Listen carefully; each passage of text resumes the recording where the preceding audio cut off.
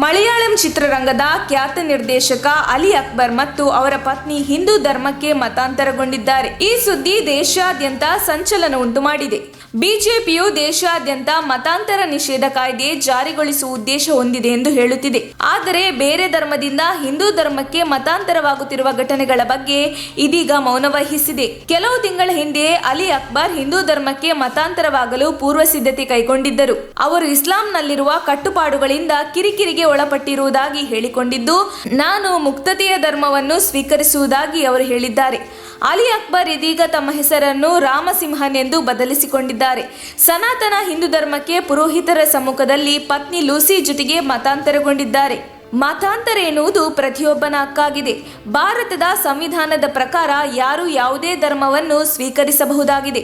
ಆದರೆ ಸದ್ಯ ಮತಾಂತರ ಕೂಡ ರಾಜಕೀಯವಾಗಿದ್ದು, ರಾಜಕೀಯ ಬೇಳೆ ಬೇಯಿಸಿಕೊಳ್ಳಲು ರಾಜಕೀಯ പക്ഷಗಳು മതാന്തരವನ್ನೇ ಬಂಡವಾಳ ಮಾಡಿರುವುದು സാർവജനിಕರ ആക്രോശಕ್ಕೆ കാരണವಾಗಿದೆ.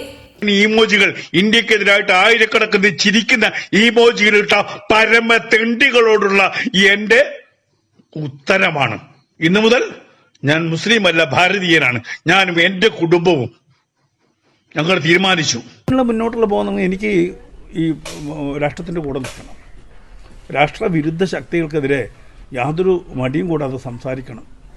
അപ്പോൾ അതിനുള്ളൊരു മേഖല, എനിക്ക് ആരെയും ഭയപ്പെടാതെ, ആരുടെ മുന്നിൽ ഓച്ചാരിച്ച് നിൽക്കാതെ, അതല്ലെങ്കിൽ തിട്ടൂരങ്ങൾക്ക് വഴങ്ങാതെ സ്വതന്ത്രമായിട്ട് എനിക്ക് സംസാരിക്കാനുള്ളത് സംസാരിക്കണം. ನಮ್ಮ ತುಮಕೂರು ಮಾಧ್ಯಮದ ವಿಶೇಷ ಸುದ್ದಿಗಳನ್ನು ನಿರಂತರವಾಗಿ ಪಡೆದುಕೊಳ್ಳಲು ಚಾನೆಲ್ ಅನ್ನು ಸಬ್ಸ್ಕ್ರೈಬ್ ಮಾಡಿ. ಕ್ಷಣ ಕ್ಷಣದ ಸುದ್ದಿಗಳಿಗಾಗಿ www.nammathumakuru.com ಗೆ ಭೇಟಿ ನೀಡಿ.